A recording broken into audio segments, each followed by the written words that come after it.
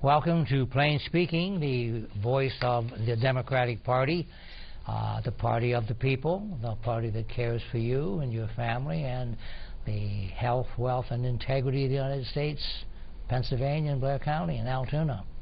We're happy to have you today. I have a very auspicious panel. Many of them you know and have heard, and I'm sure they speak nothing but the truth. And we don't obfuscate, which means cloud the truth, but we do tell you what's really happening. And I'm very happy to introduce the chair of the Blair County Democratic Committee, Gillian Kratzer, and to her immediate right is the Democratic candidate for the position of mayor of the city of Altoona, Jason Imler. Good morning, Frank. And Jason is not from the chicken family, by the way. And there's been a lot of questions about is he the chicken guy? No, he's certainly not chicken. He's very brave. But he is of another Imler branch. And welcome, Jason. Glad to have you. Thank and you. to my immediate left is the resident historian, statistician, researcher, treasurer, former treasurer of the Blair County Democratic Party, George Thompson. Morning, Frank. So let's get right down to the nitty-gritty.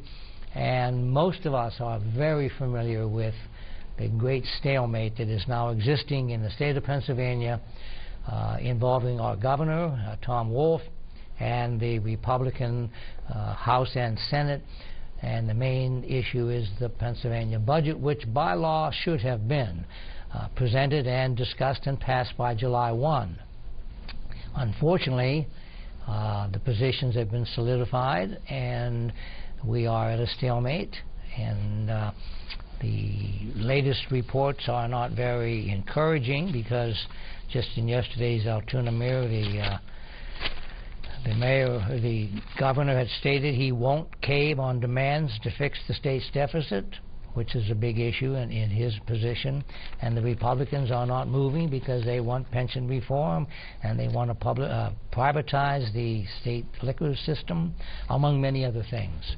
So with that thought in mind, George, would you mind kicking us off here and talk about the budget, where the big stalemates are, and what we as citizens can do to get us off dead center? Well, as you alluded to, Frank, impasse.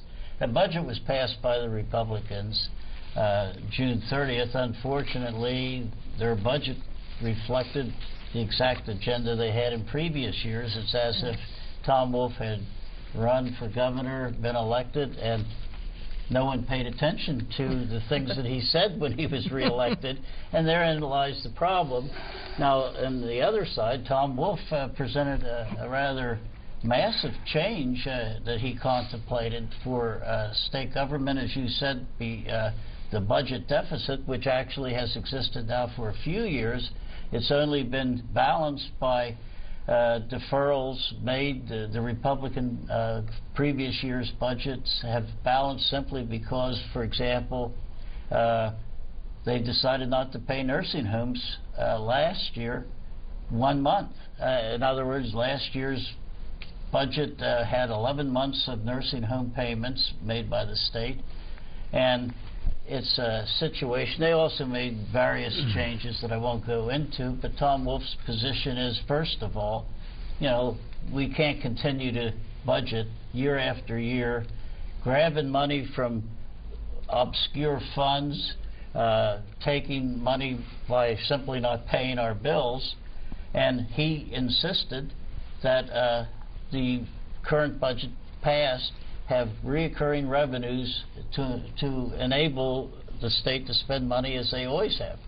But in addition, Tom Wolf has recognized that there's a problem with our educational funding. The funding, Pennsylvania has a problem with equally funding our schools in Pennsylvania. It's not even close, actually. Some school districts spend $27,000 per student. Other school districts spend $6,000 per student. Yeah. Let me add one point about that.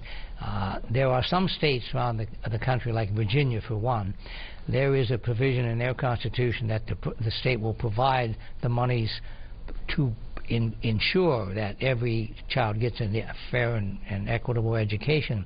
In Pennsylvania, with 504 school districts, each and every one of them is an entity unto themselves.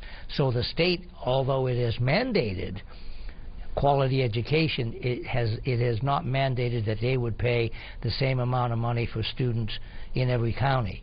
So that's where the disparity lies. Right, and the problem, as Governor Wolf's budget presented, is there's not a lot of state support for education. In fact, it's down to, out of total expenditures, the state spends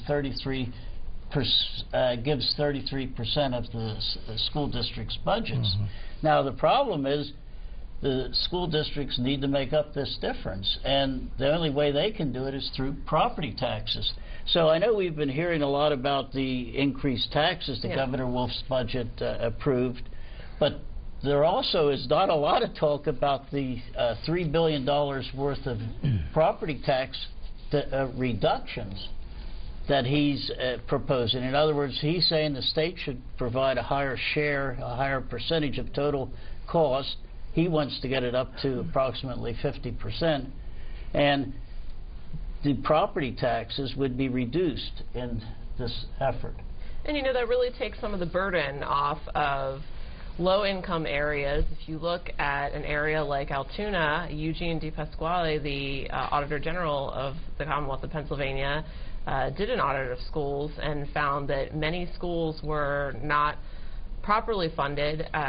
You know, there was some question about the number of schools that he had, but he looked at individual schools, not school districts. So, for example, Penn Lincoln, which is one of our elementary schools here in Altoona, was on that list. Penn Lincoln, as of last year, 77% of the students in that school qualified automatically for free or reduced lunches. I mean, it is a problem, you know, when the state does not put in the money for schools. You know, like you said, it's very uneven, and then you have that property tax balance put on the backs of people that simply can't afford it. And you know, Tom Wolf's plan wants to equalize that situation. We should not ever be in a situation where some schools are spending, you know, upwards of $20,000 on a student, and some schools are spending only $6,000. You know, we want the best education for every child in Pennsylvania, not just for the rich ones. And there is a state mandate that the state is supposed to present 50% of the cost, and like you said, they're down to 33. Yeah, the last time that has happened is in 1972. Yeah, and that's a long time ago. And so the point is, that is a significant issue, and like Gillian says, do we want every kid to have the same opportunities to learn?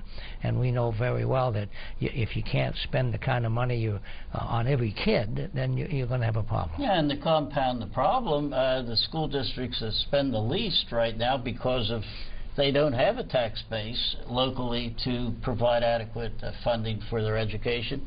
Those are the very school districts that have many of the students from lower socioeconomic families, which is already a challenge for the school district, because children who come from families that don't have as much resources at home already start at a deficit to other families. So really it's a compounding thing. The home atmosphere sort of is against learning. There's just not the availability at home for educational material. And then the children enter a school district that's also underfunded. That's hard to deal with. So it's really hard to overcome for a child. And we're looking at Republican representatives that are absolutely blaming everybody but themselves for this funding deficit. You know, they're blaming teachers because, you know, they're not teaching hard enough, or they're blaming families because they can't afford things. And we're looking at representatives like John McGinnis, who simply believe that if you have more money, then you deserve a better education. Yeah, and he's missing the point, because we're in this as one society. Right. And so if you have children who are going through the early beginnings of their life at a deficit, there's problems then as they become adults, and you know, it's really a short-sighted way of looking at things. And I want to make sure that Jason feels comfortable about this whole discussion, because obviously he's a candidate for the mayor of Altoona, taxes will have a great impact on what's going to happen in Altoona in the years to come. So as you view this whole issue on taxation, what is your commentary as far as looking forward to being the mayor and facing the same kind of things the schools are facing? Well, I mean, first I'll comment briefly on the school issue. And, you know, education is fundamental to the development of youth and the success of our culture and our society. Without a strong educational base, the city, the counties, the state, and the nation lose valuable resources that are present through ingenuity and entrepreneurialism and invention and just new ways of looking at things. And if kids don't have that opportunity from, you know, before they go to school up, that's a serious problem. And the funding issue in the state, as far as education goes, and that imbalance is a terrible, terrible issue that definitely needs addressed. And we also need to look for more comprehensive solutions that look at and help with, as I think two of the panelists brought up, education and opportunity to learn before kids get to school. In many ways, that plays a serious role in how successful they can be. It's not just teachers, it's not just funding, it's not just families. There's a multitude of issues here that really need explored and thought about in depth. Unfortunately, I'm not sure that's going on in Harrisburg right now. That being said, regarding the tax aspect of it, anything that can help lower property taxes for citizens and people in the city and tax people more fairly in a more progressive manner, I think is beneficial and would be beneficial to an area like Altoona, where we have a lot of people in the middle class and even unfortunately a decent size of poorer population, as indicated by the percentage of children in Blair County and Altoona alone that qualify for free or reduced lunches. And so anything that can give them some relief and help provide some stability and help them get set and have more stability and opportunity, I think is positive. And so I would be in support of any statewide plan that did that. Okay. George, as you look at the whole funding issue, obviously real estate taxation is the backbone of the educational system and has been for years. But with all of the argument going against it and increasing property taxes, is there any realistic approach that can be made or taxation that can be utilized in a city or a county or a district that could relieve some of the problems that they have when the people will not agree to raising property taxes? Well, right, and that I'm not sure there's an easy alternative. Everyone right now, some of the people that are against educational funding claim the money is wasted. So they're pitting, like the problem, which I view as clearly inequitable funding on schools, they're pinning the problem on the teachers, let's say. Mm-hmm. Now, in Philadelphia, this has really happened. Right now, there's many charter schools in Philadelphia as a direct consequence of the accusations that the money is wasted in Philadelphia. Now, you know, the movement, the charter school movement locally really isn't that big because really our public school systems are functioning generally adequate. I mean, you have different people going into the cyber schools that actually are funded. The cyber schools are funded by the school districts. Mm-hmm. I don't know if our audience out there realizes that. And even the parochial schools, which is a little bigger portion of the alternative to public education locally, because of different policies, they are also have an ability to be funded by the state, which actually might not be, you know, with the Constitution. And the way that happens is you have laws passed that allow businesses to devote money and use it as a tax write-off to scholarship funds, and they give it to scholarship funds that then the parochial schools, or really any private school, can use the scholarship funds to enable children to go to their school. So it's a sort of a backdoor way of public funding. But to more directly answer your question, the only thing that Governor Wolf really is using as an alternative is taxing the Marcellus Shale, and that's boiled down into this fake argument, as far as I'm concerned, that all the fracking gas drillers are going to exit Pennsylvania if we tax them more. And that is, though, a current issue right now, whether the money that Governor Wolf wants to get for increased education for funding, which, by the way, the Republicans on this compromise budget, they've added $400 million to the education budget. So they have done that, but they have done it without funding it. And so Governor Wolf's solution is to tax Marcellus Shale. And we can talk about that if you And I just wanted to echo something you stated there, George, and that's one of the problems with the Republican Party and with this history of Republican leadership that we've had in our area and statewide recently, and that is that they take action without thinking about the consequences, without fully funding them. They vote to sell the water authority without seeing if it's a good idea first. You know, especially considering that this issue has come up several times, like in 1990 with when Judge Dan Milliron was mayor. I was on that commission. Yeah, and they determined that it was a bad idea even then. And the water authority was originally set off because the city managed it poorly years ago. And you know, we have this history of Republican leadership, you know, funding. Putting money out there, $400 million for education, but we're not going to tell you how we're going to get it. And they claim that they are the party of fiscal responsibility, when in the reality it's been under Democrats that budgets have been balanced nationwide. Well, they have the solution to that. The trouble is it involves selling all the state's store and the franchising of licenses to private vendors, which to me, first of all, the money they're talking about initially is a one-time shot of money, first off. Absolutely. And that is, I think, a lot of the problem with these things is that we're looking at one-time solutions. You know, you talked about not last year not funding nursing homes for 1 month, and that was how we were balancing our budget and making it work. And I think that, you know, Republicans are so often very fond of using this kitchen table analogy for budgeting. Now, budgeting at a state or federal level is not like your kitchen table budgeting.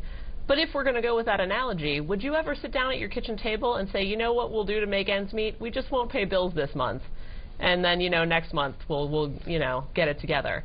That absolutely does not work. And I mean, if you look at our local level in our county, 2.5 years ago, 2 of our commissioners voted to sell Valley View Nursing Home. And look at where we are right now. That nursing home was run into the ground by a private company. And, you know, we're all crossing our fingers right now that it's going to stay open. And people's jobs are on the line.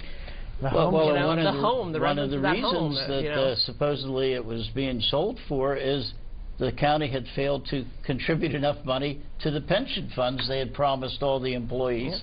So the sale of the home was used as a way to get rid of all of the unmet pension obligations that had not been met for years. They even came out several years ago, and Thomas Eddy, the commission chairman, defiantly admitted to the public, we are deliberately underfunding the pension fund. Now, that's a dereliction of duty. When you publicly announce that, I mean, that's mismalnonfeasance of office. Well, we got to take our first break because we have to pay our sponsor. But when we come back, we'll follow up on that. Something's not right. My first symptoms were constant tingling in my toes. My legs, sometimes they'll go numb. I had double vision. They said you have multiple sclerosis. Well, the beginning is the hardest time. Kind of had to get a grasp on reality. I had to adapt and change very rapidly. I had to learn how to drive with my hands. Yeah, that was interesting. I was a dancer. I don't see walking the way I walk any different than doing a dance. It just looks different. It's a different dance. You see me have an off day, it doesn't take away from who I am. A symptom may cause you not to be able to do that anymore. And at one point, I wasn't able to do any of those. But I would exercise every day. Since I've been cycling, it's definitely helped my walking. To make a lot of changes in my life and just adapt to it. I'm going to acknowledge its presence. I'm not going to discount it. But at the same time, I'm going to try my best to not let it stop me. It's a fantastic opportunity to be working together with a common goal of curing MS. And sharing is the key.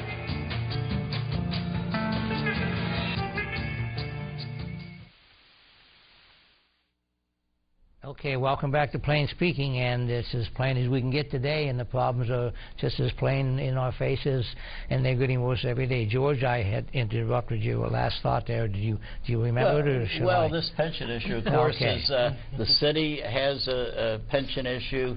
The state definitely has a pension issue, and I just might add, in this current stalemate between the Republicans and the Democrats over the budget, one of the people locally that actually, in a way, has supported the Democratic budget, he'll never admit that, is our local representative, John McGinnis, because he refused to vote for the Republican-passed budget, and his reason for refusing to vote for it, for approval of it, is because it didn't adequately address the backlogs, the $50 billion of accrued pension liabilities. The only thing the Republicans currently have been talking about is changing the formula for future retirement benefits. Basically, this issue of whether an employee would be given a pension, what's called a defined benefit pension, which is subject to the whims of the stock market, basically going up and down, and the state. If the stock market goes down, the state needs to contribute more money. It's more risky for the state, that sort of pension. His solution is to make it risky for each individual employee. He's switching the responsibility from the state to the local level, but the Constitution says the state will provide the funding, and therefore that's a false argument he's using, because if you even go into the 401k and all these other things, they depend on the stock market. And like you said, it's moving the responsibility to the individuals. And how many people can manage their own their own money? But the problem from John McGinnis's viewpoint isn't that it's going to 401k. He approves of that aspect. He says that the bill that was the Senate Bill 1, which was doing this, did not address the $50 billion accrual that has been underfunded for years. They're not interested in addressing that. And in fairness, the Democrats also haven't been willing to address that. So that's one of the problems here. It's a rather large expense, and no one wants to address the basic question is, if you have a debt, what are you going to do? You have to pay it. And how you pay it, you've got to generate the money.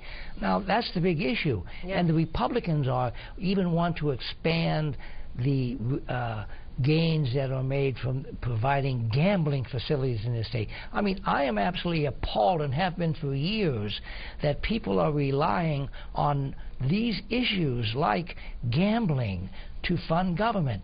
The basic function of government is to serve the people.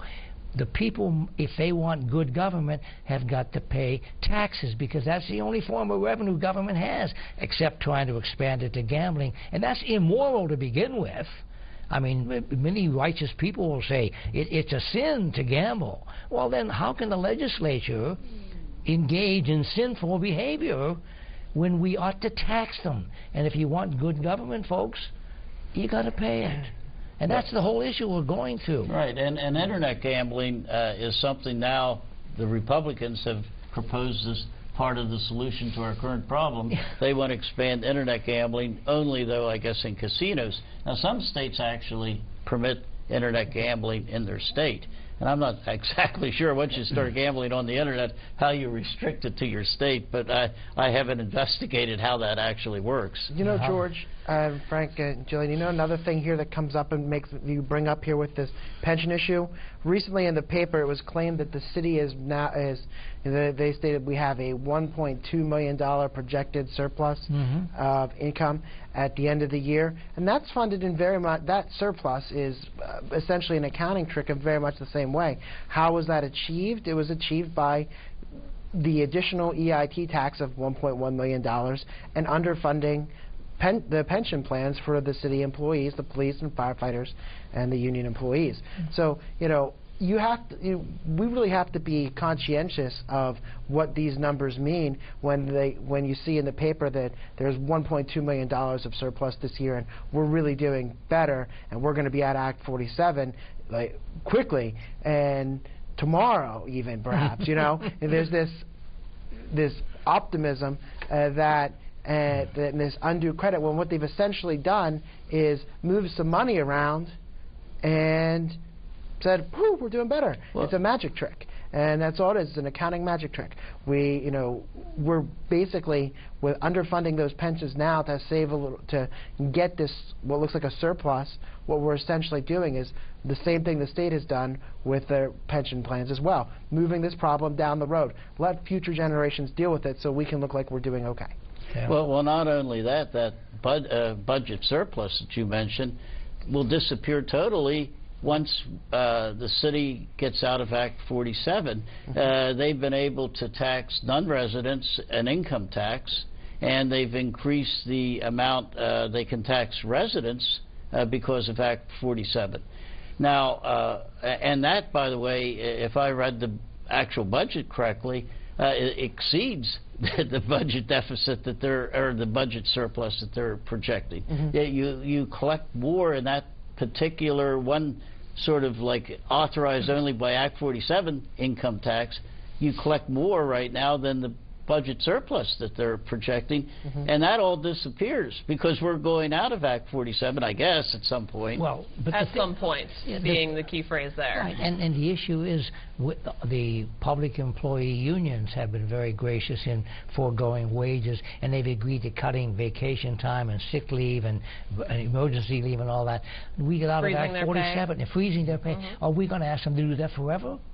That's malarkey. Exactly. Yeah, and this, you this can't surplus will disappear. Right. Union negotiations are coming up. And there's no question. They're going to freeze my salary for another 3-4 years. And we should say that that is absolutely in no way the fault of the unionized employees of the city of Altoona, because they work hard and should be able to feed their families and should be able to make a wage that allows them to live a decent life. Absolutely. With health care. Yes. You know, the thing with government today, what's happening is the taxation, the word tax has become such an onerous, rotten, dirty tax idea and reality, and yet people have to come back to the understanding, as I've said 1,000 times, it's the only revenue we have, and the legislators should stop lying to the people, which they're doing all the time, and they're trying to find ways to get the money that they should be using for should be taxes, and they're absolutely lying to the people, because over time you can't continue to get money like that. If the citizens want services, schools, education, police, fire training and everything, you have to pay for it. Roads, snowplows, you know. Right now, the infrastructures in this country, they think roads and bridges are bad. In Altoona, how many days of the week do you drive around the city and not see the water authority and others digging up old lines and replacing them? And these things were put in sometimes 40, 50, 60, 100, 150 years ago. So stop this incessant lying that we're not going to raise your taxes. Well, you know, too, when the state underfunds certain areas, I'll use higher education as an example. Sure. I'm looking at the total percent of Pennsylvania money that's spent on higher education. And in 2013, it was 2.1% of the total expenditures in Pennsylvania was spent on higher education. Delaware spends 4.6% of their budget on higher education. Maryland, 14.5%. New Jersey, 7.9%. New York, 7.6%. Well, guess what? We are not funding higher education as a percentage of total expenditures to the tune that other states are doing it. And as a consequence, guess what happens? That money is on the backs of students. The students have to borrow the money to go to school. Yeah. So it's coming back in the form of student debt. Yeah. And then the parents, I'm sure, themselves are paying more money because you just can't escape things. Things cost money, and if you don't want to pay for them, in this case, via taxes, the people attending college are going to end up paying for it either in the form of loans or their parents paying more money. And well, what's wrong with that? They're benefiting from the higher education. Well, the problem is a lot of people can't afford to pay, and so they're ended up, we're not using their abilities to their maximum potential. Absolutely. So that's the problem with it. Isn't it overwhelming, folks? I mean, it boggles the mind. And the thing is, can we get through this? What does the panel think about Wolf's ability to maneuver through this compromise that isn't even there yet? Will the other side, will the Republican side, get to the table to discuss these issues without saying, I'm going in there, but here are my conditions that I won't touch, and so on? Do we think we're going to get within a reasonable time? Well, I think we're past a reasonable time at this point. Let's be fair. You know, polling indicated that initially people really blamed Republicans for this budget crunch, and now the blame is starting to split a little more evenly.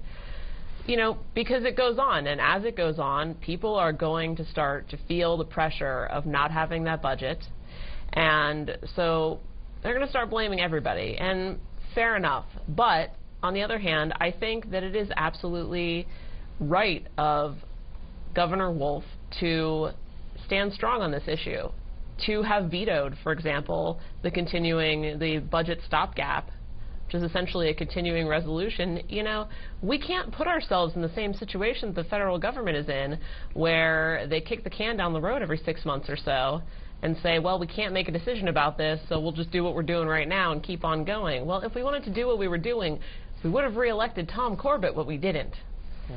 So, you know, there has to be movement on this. When the movement happens, I honestly, I wish I knew. Unfortunately, what's going to happen here is, you know, and we're seeing some of this now, community services are going to start to shut down, and it's going to affect people. And I think the big thing that eventually will happen across the state in places where they don't have sufficient funds to keep operating is schools will eventually close. That's true.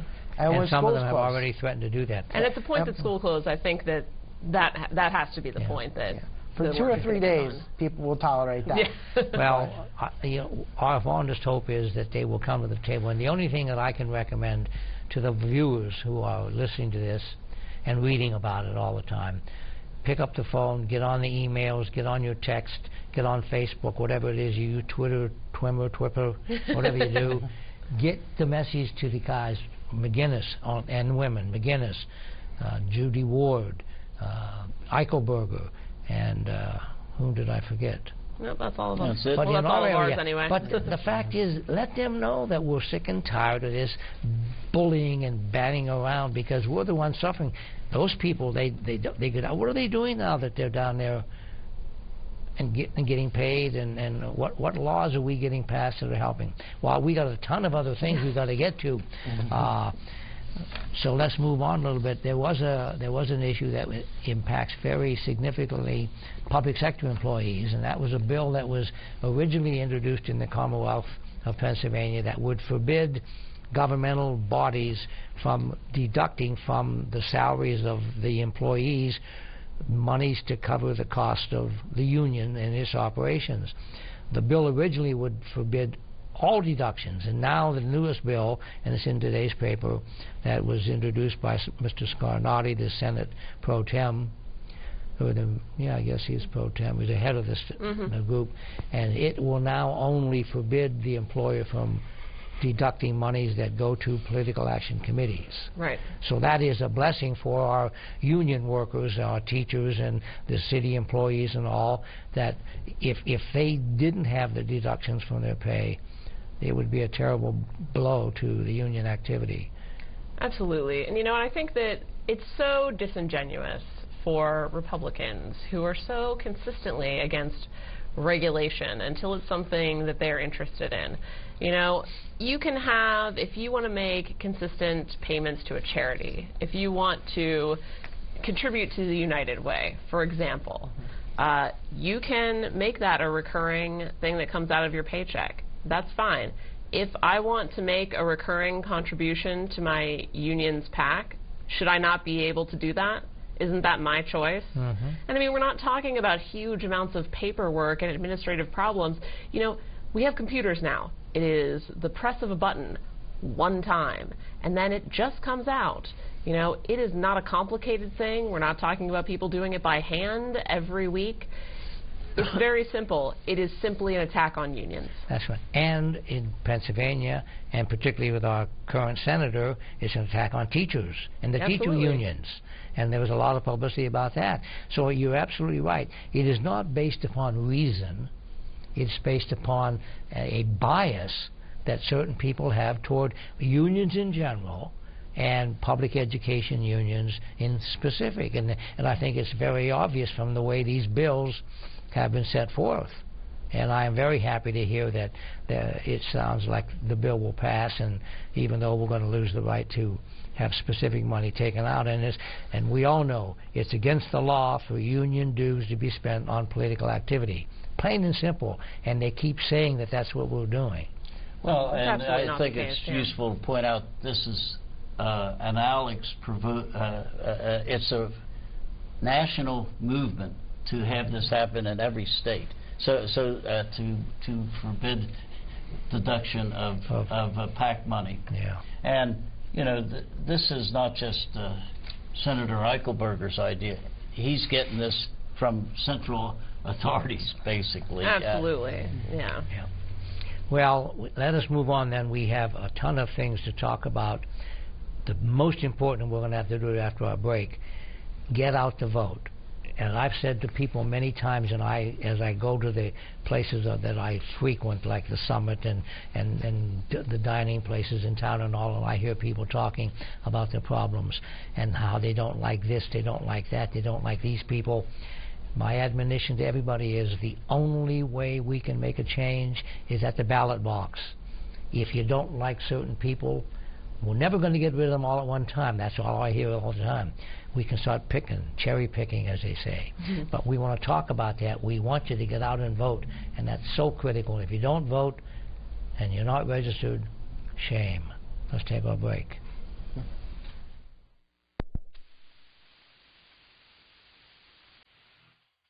All the preparation, the training, it all comes down to this. To be a winning team, you have to work like a winning team. We have a job to do out here today. Some people think it's about muscle, but it's really about heart. A lot of heart. My team depends on me. And my team is 50,000 strong.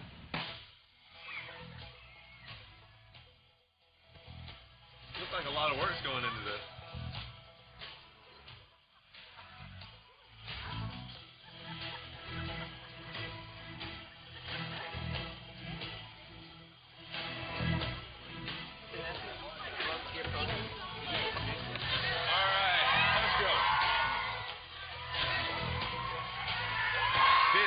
Is what it feels like to be part of a team. A winning team. The action team. Are you ready? Get in on the action at actionteam.org. Are you in? Okay, welcome back. Well, a lot of other issues we want to talk about. We started talking about to get out the vote. And as you all know, that this is a so-called off-year election, which is the worst kind of terminology you can use. Nothing off about this year. That's right. And the fact is, there's nothing off about any year that is not a presidential.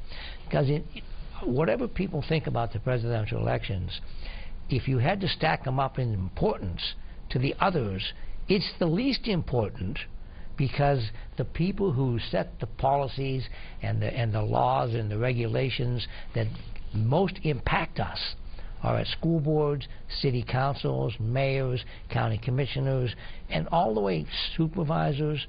And this is the election you should be really interested in. I mean, if you're looking at getting bang for your buck out of a vote, your vote in a local election is, as a proportion of the total vote, it's worth more. I mean, you're talking about, you know, in previous mayoral elections, we've had, what, 4,000 people vote.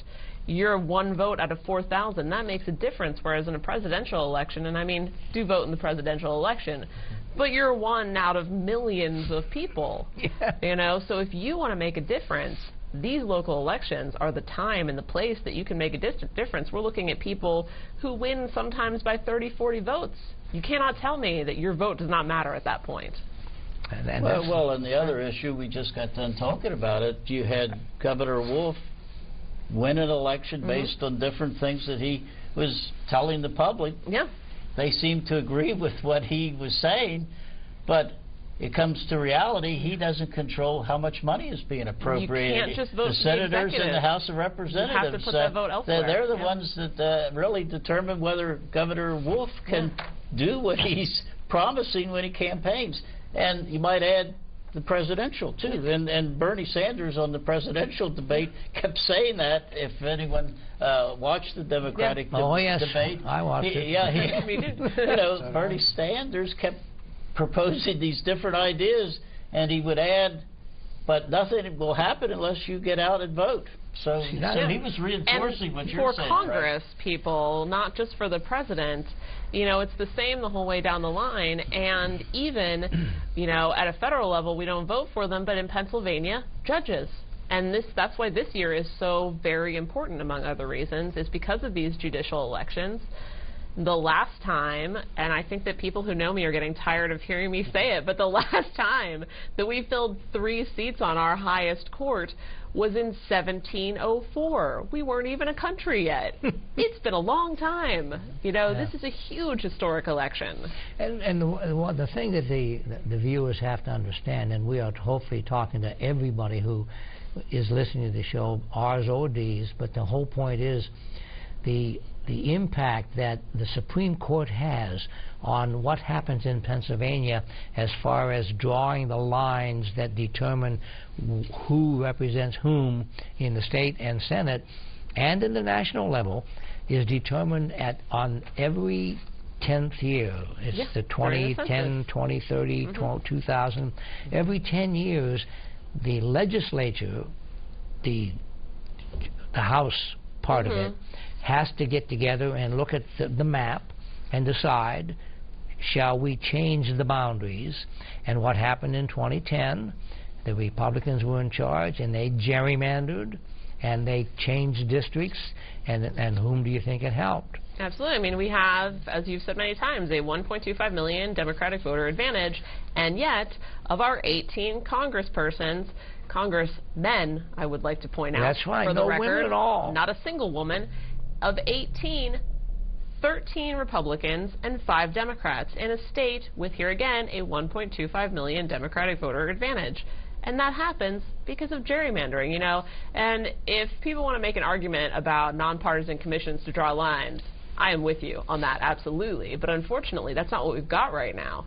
And so, as Democrats, we absolutely need to get out there and vote for all of our judicial candidates, because when the bipartisan commission that draws those lines, and it does have to be bipartisan, if somebody needs to break a tie, it's going to be our Supreme Court. And if our Supreme Court is majority Republican, then a Republican is going to make that decision. And look what happened last time. Yeah, and it's not even so much about breaking a tie. When the number of Democrats and Republicans are chosen, then there's an independent person who will set as chairperson, and you know who you generally get that is appointed by the legislature. The most important thing the Supreme Court has, and you probably read about it in Florida and Texas, the Supreme Court of Pennsylvania will take a look at the plan that's presented by that commission, and if in their judgment it violates the intent of what we're supposed to have, they can deny it and then send it back and have them redo it to their satisfaction. And what happens if, and unfortunately the courts are politicized now, and we now have a majority of Republicans on the Supreme Court, and if that doesn't change this November, 2 weeks hence, 3 weeks hence from now, their Republican-controlled Supreme Court will review the redistricting again. We need 3 Democrats in there so we can at least have a chance to return it to the true Democratic position. And our Democratic candidates are absolutely better. Absolutely. I mean, you know, if you look at, you know, Wecht, Donahue, Dougherty, they are all excellent candidates. They are all recommended and highly recommended by the Pennsylvania Bar Association, and that is simply not the case on the other side. Yeah, and that's the whole thing. And people say, well, we don't, they're always from Philadelphia and Pittsburgh, and we don't know anything about them. But what we should know is that if you don't worry about where the person comes from, and it shouldn't make any difference. No. It's the integrity of the person who's going to be sitting there, and that's the whole thing. If these people were not chosen at random by a pulling out of the hat, they ran for office, and they were endorsed by certain people, and so therefore they are out there to win and to represent. And they've all got websites, so if you want to look them up, just Google their names and you will find them, and you will be able to see, their history and their background and learn a little bit about them. Yeah. And I'll say from personal experience as an attorney, I've practiced before Judge Donahue on the Superior Court, and I found, and it's my experience that she asked insightful questions, she was thoroughly prepared, she had a ideal temperament. She wasn't one of those judges that yells at you or treats you poorly. She treats everybody with respect, and those are all key factors. And she ultimately decided against me, but I had nothing but respect for the effort that she put in and the process that she put forward, and I felt that she was really putting real thought into it. And so, I think it was ultimately the right decision, probably, but it was. Well, the thing is, get out the vote, please. If you're not registered, it's too late to register now. October 5 was the last date, but for those of you who are registered, you've got to get out and vote. We need to get Democrats out. Like Gillian points out, we've had this humongous advantage statewide, so we should have no problem getting the judges elected. Now, to getting Jason elected in the city of Altoona, there is a difference in the registration, and it's pretty close, though. Yeah. It's pretty close, say about 56-40 or 54. Yeah, it's a little closer than that even, actually. Yeah. But, and if you're interested, as a voter in getting the vote out in terms of letting people know when elections are and who's up for election, this Saturday, Jason and I and some other interested local people, we're going to be meeting at Valley View Park at 10:30 in the morning on Saturday, and then from there we're going to go out and we're going to be knocking on doors for a couple hours. I'll be out knocking on doors too. I didn't hear about the meeting on Saturday, but I have my list already. That's right. But the whole thing is get out the vote, and it doesn't hurt to knock on somebody's door, even to pick up the telephone if you don't want to get out and walk. If it's raining Saturday, which they say it might, pick up the phone. But we've got to get out, get the vote out. We can't survive without voting. Now, we have a ton of other things to take a look at, but please, folks, talk to your neighbors, talk to your friends. If you don't like what's happening and you don't want to have this to continue, we've got to get 3 Supreme Court justices, a Superior Court, and a Commonwealth Court. And if people don't have that information, and the mayor. And the mayor. And if people don't have that information, that's what we're here for. That's right. BlairDems.org, or call our phone number. Yeah. It's 944-9924, and we'll get you that information. That's right. Also, easy way to remember what judges that are out there that are Democrats. It's D's and W's. All the Democrats are D's and W's. So it's Democrats win. So that's right. D's and W's. Yes. Those would be your Democrats. 3 W's and 2 D's. You're right. Yeah. Okay. Let's move on very quickly. How about the Democratic candidates debate the other night? Wow. Isn't that wonderful? And somebody said to me, I was out at the club yesterday, and somebody came up to me and said, well, what do you think of that debate yesterday? And I said, well, I'll tell you 2 important things. Number one, there was not one ill-tempered or nasty word said among the 5 candidates.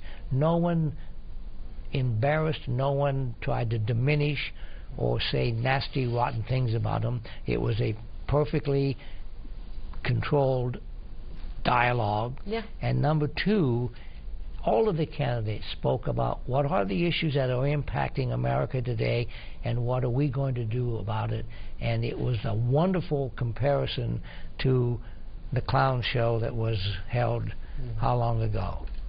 Right. Yeah. Yeah, I viewed when you watch the Republican debates, anything that Obama was proposing or had already passed, they were against it. I mean, there were so few original ideas on how to handle the issues. That to me, it was all in opposition to President Obama. Yeah. And, you know, you can't, he's gone. He's gone in another year and a half, and these people are not telling the American public, the Republican candidates, about what they want to do in different areas. I mean, to get rid of Obamacare, that's not an answer to how to handle the health care. Not to mention that it's not happening. Yeah, they tried it 51 times. Right. Well, yeah. I mean, how stupid can you be when you're trying something? I mean, you know, this whole thing, like with our medical system, the World Health Organization states that we're twice as expensive as the next most expensive country in providing health care, and this was mentioned before Obamacare. Yeah. And the results that we get in the are less. People die earlier than other people in other higher countries. death rates of higher death rates of births. I mean, there's different things that never seem to get talked about. Yeah. Like, just go back to the way it was. Apparently, is the Republican response. But in any case, I mean, this is the impression I get when I listen to the Republicans, and with some things like immigration.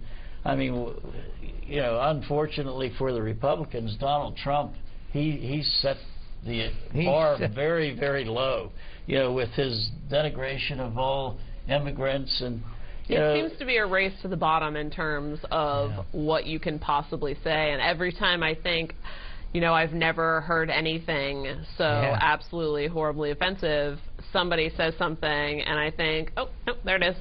Yeah. You know, as a former math teacher, but not from the Democratic debate. No, absolutely. Actually, issues were being talked about. It was in a rational way. A fantastic time to sit there and really listen to people talk about things. You know, when Bernie Sanders got asked, you know, what do you say to the idea that if you win, then Republicans are going to attack the fact that you're a socialist? And to hear sort of Bernie Sanders and Hillary Clinton go back and forth about, you know, what is the difference between being a socialist and being a capitalist, it was so intelligent. I didn't know. I hardly knew what to do with myself, you know. And I had the absolute pleasure. Jason and I were both watching the debate with our local Blair County for Bernie group at the Knickerbocker. It was a fantastic evening. And I was just so pleased with the candidates. And, you know, following on Twitter several people, there's a gentleman named Dave Weigel who tweeted that, you know, after watching the Trump-heavy debates of the Republican Party, that watching the Democratic debate was like going from kindergarten to grad school. And that was absolutely the feeling that I had watching that debate. There's no question it was more outstanding. And looking at the chaos that's now involved in the political system, how about the House of Representatives on the national level? Wow. Isn't that the most obscene? And anybody who would want to read what a very ultra-conservative Republican has to say about this whole issue, David Brooks, who writes for the New York Times, has an editorial that was in the New York Times on Tuesday of this week, which would have been the 13th. Yeah. And the title of it is The Incompetence Caucus.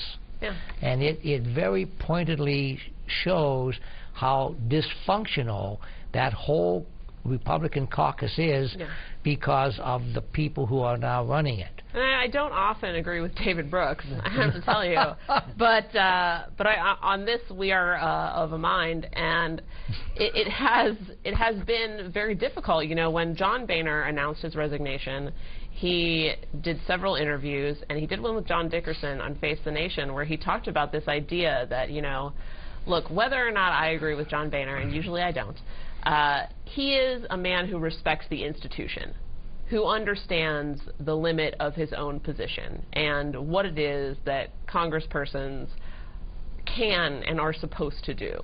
And one of the biggest problems, I think, right now is with the House Freedom Caucus, who, this is, you know, 50 Republican representatives who are insistent that their new speaker should do things like pressure Mitch McConnell to get rid of the filibuster. That's not in any way. You know, the Speaker of the House should never be pressuring the majority leader of the Senate. That's just not within the realm of the office. You know, not to mention that they want to do things like repeal Obamacare, and, you know, they've got a whole list of things that are simply unrealistic. They're anti-American. Well, the one coming up for a vote soon, maybe the next few days, is that Import-Export Bank. Sure, and actually, locally, we saw that the Republicans were both advertising for Toomey to support the Import-Export Bank, and then another, I think it was Club for Growth, running a TV ad saying he should not support it. And the reality of that, it's been around since I think the 1930s actually, and it's actually made money. I mean, the argument is that somehow this is costing all the taxpayers money, but what it does, it loans to countries that want to buy American products, and the countries don't have enough money. I mean, that's the purpose of the Import-Export Bank, and it actually, the government has made money over the years because they get paid back with interest, and the only time you get stuck is if a country defaults, which does happen occasionally, but not enough to. So anyway, I mean, the Republicans are spending money trying to do contradictory things. Well, I mean, look at the $4.6 million that has been spent thus far on the Benghazi investigations. $4.6 million. We couldn't have spent that better somewhere else to investigate something. And they're not done yet, because next week they're going to have her on. They are not done Hillary yet. Clinton on too. You know, and that's it's a political thing. They've admitted as much. We're down to the last couple of minutes, and I wanted to do two things then. That we do have our candidate running for mayor, and he certainly would have an opportunity for about 1 minute to say what he thinks he can do to make Altoona better, because Gillian wants to make an announcement right when you're done. So in about 57 seconds, tell us why and what you think he can be doing for the city of Altoona.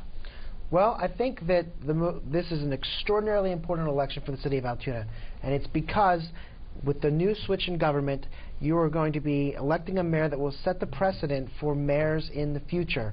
Whoever you elect, what they do is largely what the guy that follows him or the woman that follows him will do. So it's of the utmost urgency that we elect somebody that has experience and connections and the personality and the enthusiasm and the work ethic to go out there and to do the things that need done for the city, to build the relationships that will bring in business, that will bring in funds and support from Harrisburg, from D.C., from anyone that can help, build the relationships with the local communities that will help repair and improve our infrastructure so we can get things into the city. Good. So, you know, I think that's going to be the most important part. Gillian, one quick announcement before we shut down. Sure. You know, we've got our annual fall banquet. It is coming up on Sunday at 5:30. If anybody still needs to buy their tickets, they are available for sale online. You can check out our website, blairdems.org, and in the calendar portion on the front page there's a link to click to buy your tickets. Or you can check out our Facebook page. It's on there. I've made it widely available. And if you don't want to buy them online, you can email me, chair@blairdems.org, and we can work that out. Okay, thank you very much. We thank you for your attention, and we will be back in several weeks, because after the election, I think we're going to have some pretty good news. Thank you. Hopefully. Thank you very much. Thank you.